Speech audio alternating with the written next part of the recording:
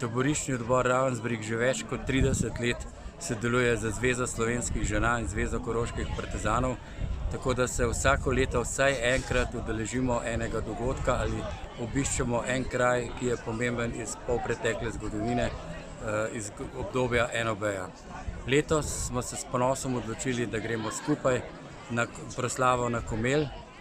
Cel poln avtobus internirank, predvsem pa hčera in sinov druge in tretje generacije, smo se udeležili te proslave z enim samim namenom, da ohranjamo spomin in vrednote na naše tovarišice z obeh stranih meja, ki so skupaj v času druge svetovne vojne trpele v taboriščih samo zato, ker so bile Slovenke in obsojene na uničenje.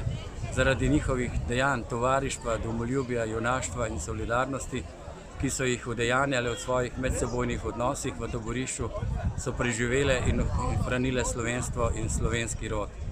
Neizmerno smo ponosni na njih in ravno zaradi spomina in ohranjanja spomina in opominjanja slovenske javnosti se njihovi najbližji svojci prizadevamo, da se vsako leto realiziramo en tak dogodek, njim v spomin, vsem nam pa v opomin, da se te grozote, ki so jih one trpele, nikoli več ne ponovijo. Kdo pa je organiziral to spominsko proslavo na Komeljah? Na Komelju je organizirala Zveza koroških partizanov.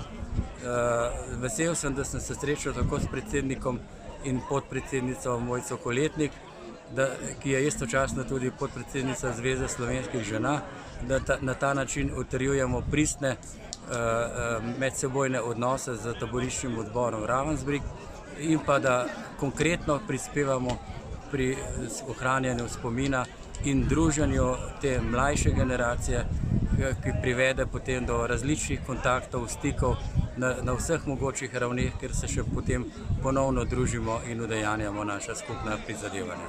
Hvala lepa, se lahko prosim še predstavite? Matjaž Pat, predsednik taboriščnega odbora Ravensbrück.